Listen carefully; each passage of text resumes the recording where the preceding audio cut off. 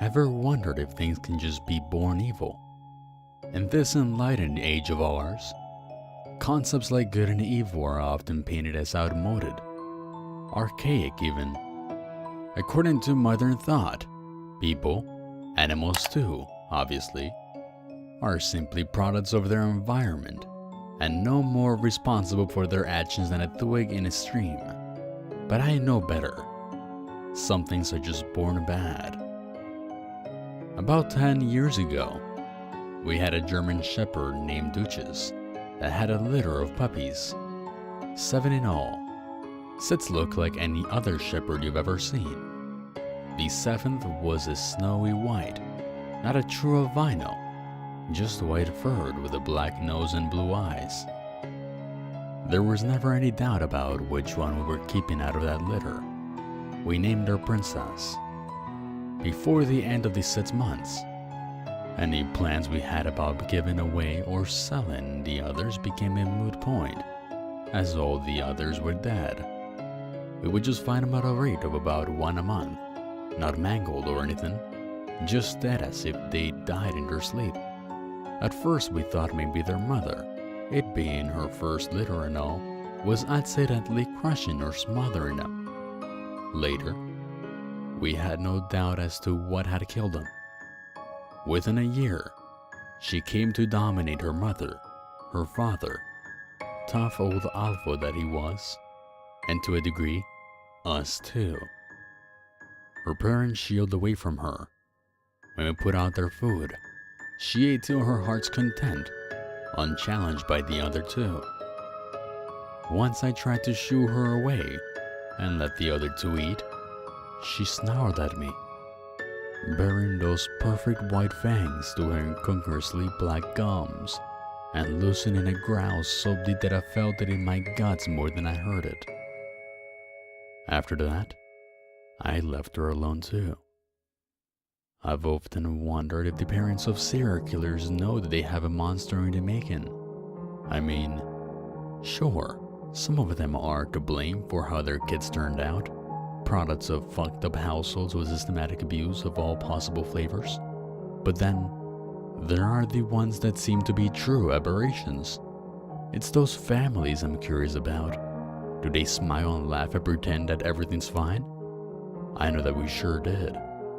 We downplayed the weirdness around Princess, tried to rationalize her behavior, the bizarre things she'd do, like killing rabbits and leaving them hung in the bushes behind our house.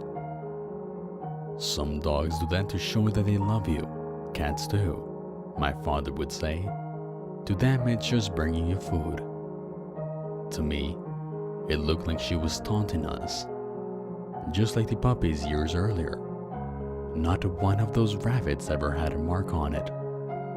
Princess, just like her mom and dad, was well looked after and never hurt for a meal, so it wasn't as if she was hunting for food. Her innumerable kills were always untouched.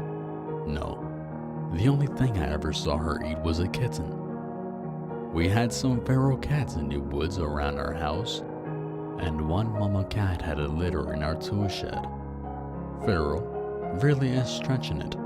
Most of them were tame enough to be petted, this mama being among them. I returned home from school one day and headed around back to look in on them. The door to the shed was open, and inside, I found Princess, her jaws pink from her feast. As she devoured the last kitten, her beautiful blue eyes never left mine. The mama we found displayed on what I've come to think of as the rabbit bush. The tipping point came that same year when we found Sire dead. He was the best dog we've ever had, that we ever will have. We woke up one Saturday morning to find him in the backyard lying dead, without a mark like so many rabbits before him. I can count the number of times I ever saw my father cry on one hand. That was one of them. That was also when we found out how she killed so cleanly. She strangled her prey, like a jaguar. The fur on her father's neck was still wet with her saliva. We spent that morning burying that good old faithful dog. And then he sent me and my mom away on some pretense. No words were spoken, but there was no doubt about what he intended to do. I am sure that there are some of you hearing this that will find the notion of putting an animal down to be abominable. But what other options did we have, really? Take her to an animal shelter? Give her to some other family? Who could do that and go to sleep with a clear conscience? As it turned out, we weren't getting any sleep that night regardless of our decision. We spent that afternoon at my uncle's house. Once I came in from playing to get a glass of water, I overheard my mom telling my uncle that she sometimes wondered if the dog was possessed or something. I've sometimes wondered the same thing. Later that evening, not long before sunset, we got a call from Dad. Apparently, the deed was done.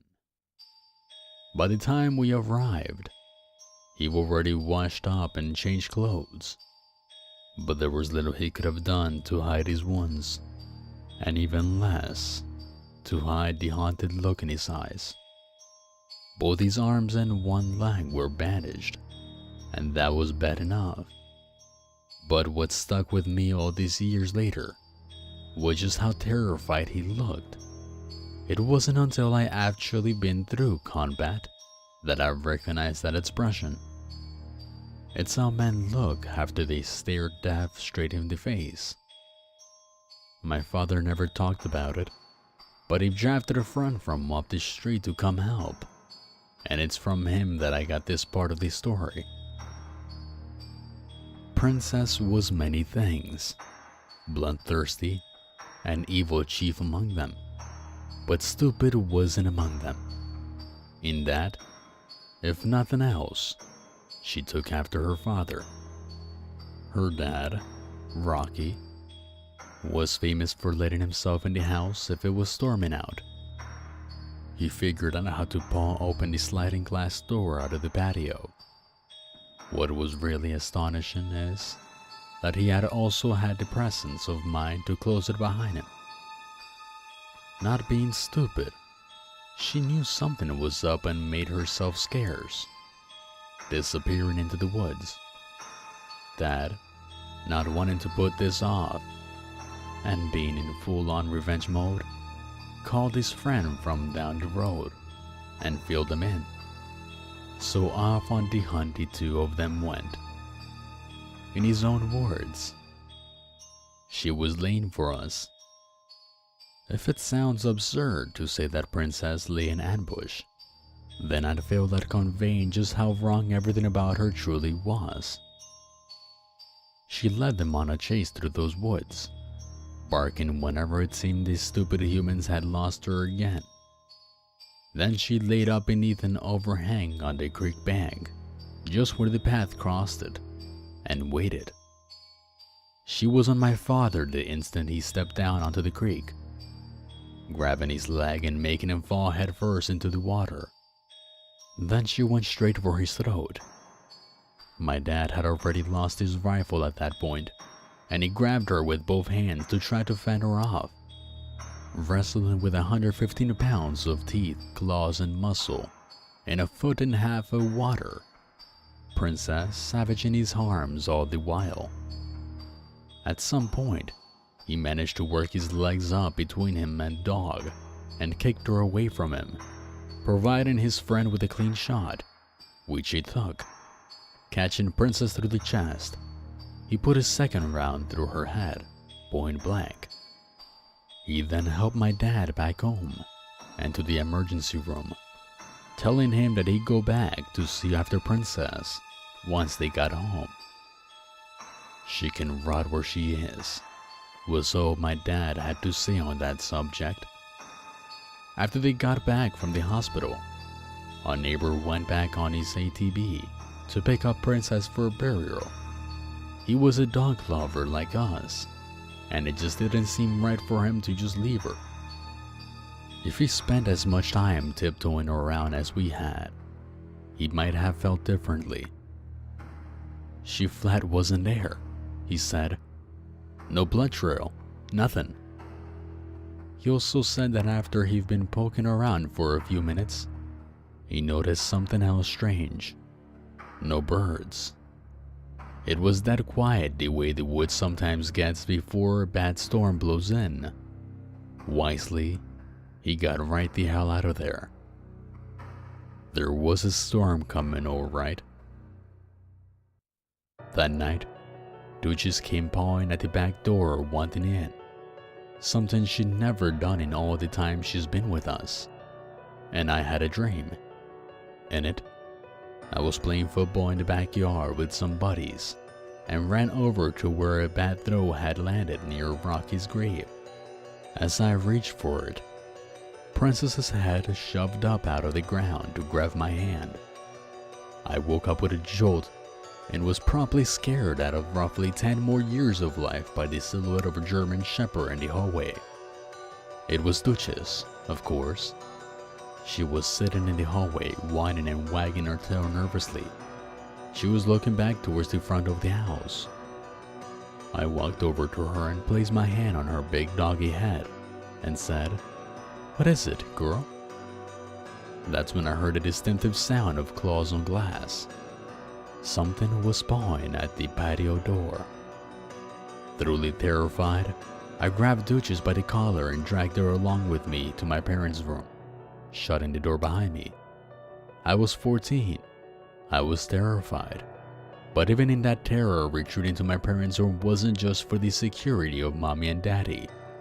That's where the guns were. I woke them up and told them what I've heard. "Oh, sweet Jesus," my mother said. Dad got up and locked the bedroom door and said, "Y'all lock yourselves in the bathroom." I heard the patio door slide open. If any of the rest of us had any doubts about what just came into the house, Duchess sure didn't. The only thing she overfeared in this world was her own pup. A deep rumble of a growl vibrated in the floor beneath our bare feet, and Duchess' bladder let go as if on cue. Mine wasn't far from doing the same. What followed was about 6 hours exercise in pure terror, punctuated by snarling attacks on the bedroom door, crashes through the rest of the house as Princess found more things to break, whisper prayers from my mother, and litanies of curses from my father as another of his attempts for a raid out of the bedroom were throttled. We were without a phone. The one on my parents' nightstand was dead. We'd later find the phone line to have been ripped out of the main box. My mom suggested that we try to make it to the car and above and beyond everything else. It was my father's response to that idea that really scared me. Of the three of us, he was supposed to be the more rational thinker. But what we got instead was, "Honey, I think that's what it wants us to do." As the world through the windows turned from black to gray, a quiet fell over the house. Mom and I watched through the windows, craning our heads in an attempt to get an eye on the patio door. But try as we might, the best we could manage was a view of the most of the patio. More than enough concealment for a dog to slink in and out, even a big one like Princess. After an hour of silence, my dad quietly opened the bedroom door. I remember thinking what a useless gesture any attempt at stealth was. Dog sensors are much more acute than ours, that we might as well have fired a 21 gun salute. Dad stopped in the hallway and shooed me back to the bedroom. "Don't come out until I say, okay?" Carefully, he made his way through the house to the patio door. We heard him shut it, before he shouted back to us to stay in the bedroom till he told us to come out. Through the door, I could hear him moving around, and what seemed to be him dropping things into the garbage bag. After about 30 minutes, he gave us the all clear. What greeted us was a disaster. Ripped up cushions and pillows, destroyed furnace, shredded papers and books all over the floor. But most terrible were the smears of gore all over everything.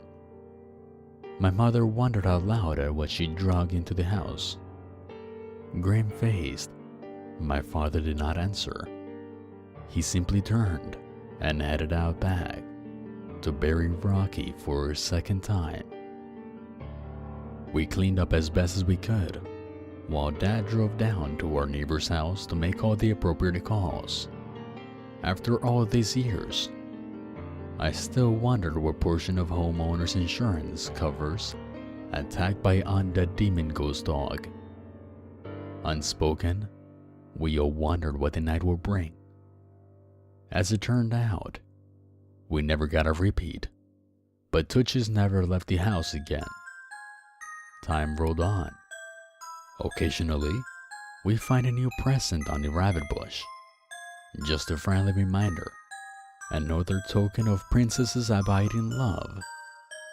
About 2 years into college, my dad called to tell me that our neighbor had passed. Heart attack in his sleep, the coroner says, said my dad. But what we were both thinking was, not a mark. There are plenty of nights where I wonder what was the last thing to pass before the old bachelor's eyes. I can guarantee you it stared right back. I've seen firsthand at how it feels. Not long after that, my folks put the house up for sale. I sort of acted as a go-between on that deal. About a week after the new owners moved in, I received a call from the man of the house. He wanted to know if we'd left any pets behind when we moved. Already fearing the answer, I asked him why he asked. Oh, me and the kids keep seeing this white shepherd in the woods. Pretty. Pretty, huh?